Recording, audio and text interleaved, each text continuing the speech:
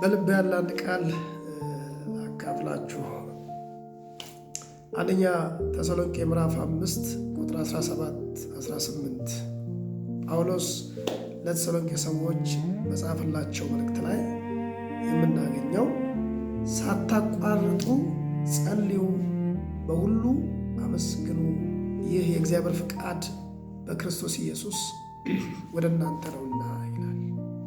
ሳታቋርጡ ጸልዩ፣ በሁሉ አመስግኑ፣ ይህ የእግዚአብሔር ፍቃድ በክርስቶስ ኢየሱስ ወደ እናንተ ነውና።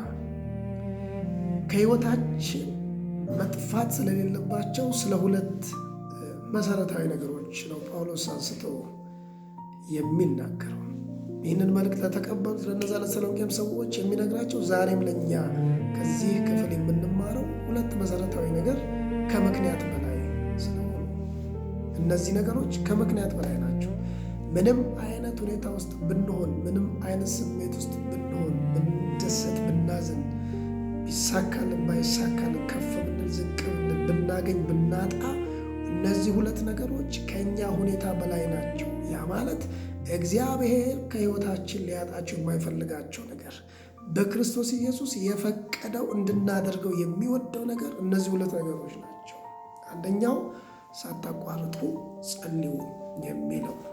አንዳንድ ጊዜ ሰዎች ለመጸለይ ወይም ላለመጸለይ የሚያቀርቧቸው ብዙ ምክንያቶች አሉ።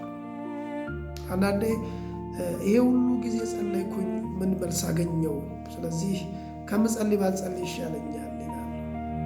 አንዳንዶች ደግሞ ኧረ እኔ በጸለይኩኝ ቁጥር መከራውና ችግሩ የባሰ ወደ እኔ እየመጣብኝ የተሰቃየው፣ ስለዚህ ባልጸልይ ይሻለኛል ይላሉ።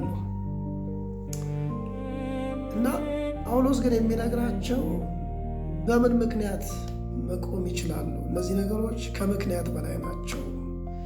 ሰው በጸሎቱ ከእግዚአብሔር ጋር እንደሚያወራ፣ ልጅ ከአባቱ ጋር እንደሚነጋገር፣ በጸሎቱ ከሚያመልከው፣ ከሚወደው፣ ከሚከተለው ጌታ ጋር ስለሚነጋገር ጸሎትን ከሕይወቱ ማጥፋት አይችልም። አዘንም፣ ተደሰትንም፣ ተሳካም አልተሳካም ሁልጊዜ በጸሎታችን የምናመልከውን አምላክ እንድንጠራ ይህ የእግዚአብሔር ፍቃድ በክርስቶስ ኢየሱስ በኩል የተገለጠው ነው።